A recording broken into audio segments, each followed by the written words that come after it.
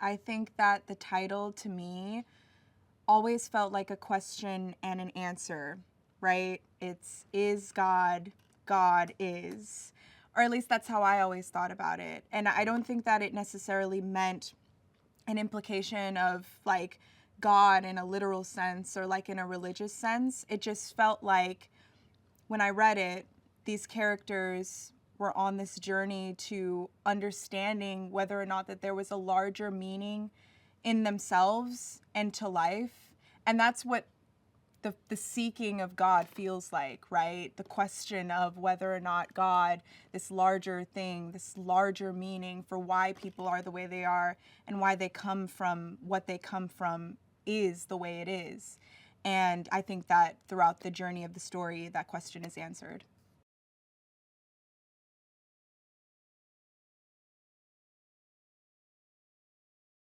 I think I just really get Kara. Like as a person, I get her. I love her. I think that there's something to when you really, really have a true friendship and kin with someone, you naturally mirror each other's movements and speech patterns. However, Alicia was really, really smart in making sure that we had extra rehearsal time. So we came in 2 weeks before we even started filming. And we were in rehearsal studios practicing with each other, working in tandem, moving in tandem.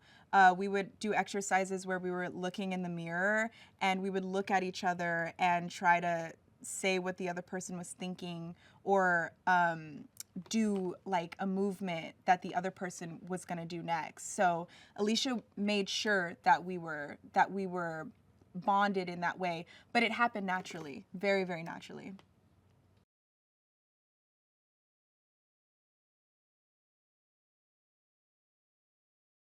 The differences between Anaya and Racine is that Racine is someone who is bold, right? She's the twin that's bold. She's the twin that's not afraid to say what she wants to say. And she's kind of the mouthpiece for Anaya, who's a lot more withdrawn and sensitive and thoughtful. I think that Anaya is led by her emotions, whereas Racine is led by her instincts. And I think that as the story goes on, you kind of see Anaya become her own protector.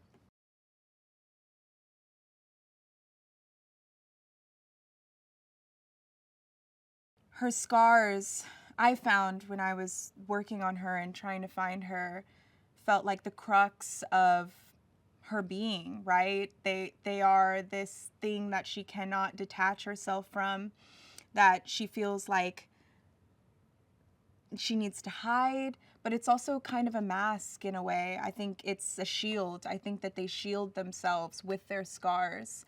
And I also think that it really informed what she wanted as a character so much. I think that what she wanted ultimately was just to be normal. We kept talking about what they wanted, and it just we kept finding that it came from, they just wanted love, they just wanted acceptance, and they wanted to be normal.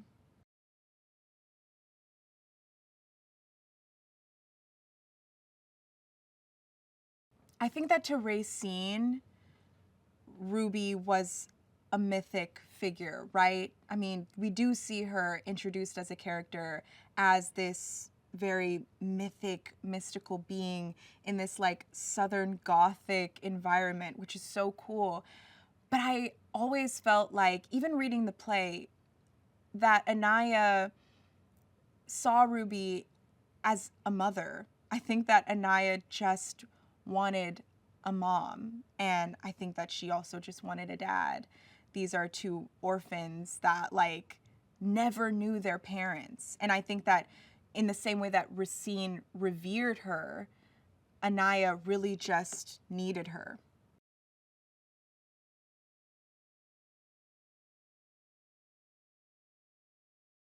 Working with this cast, working with this director was incredible. I am so honored. I feel really, really honored to be in this movie. When I was watching it by myself, I was like super moved by the fact that I was even in it, and the fact that I was in it with these huge legends that I look up to, like I look up to, you know? I think Alicia is brilliant. I think that I am so inspired by her bravery to helm this film herself. She wrote it, she directed it, she made sure that it was exactly the story that she wanted to tell. And she made sure that everybody in the room who was working with her knew that too. And so I just was I think that Alicia is an inspiration to every Black woman out there who wants to create something, that when you want to create something, you do it yourself. You do it yourself and you make sure that it's done right. And I'm proud to be in it with the people that I am in it with.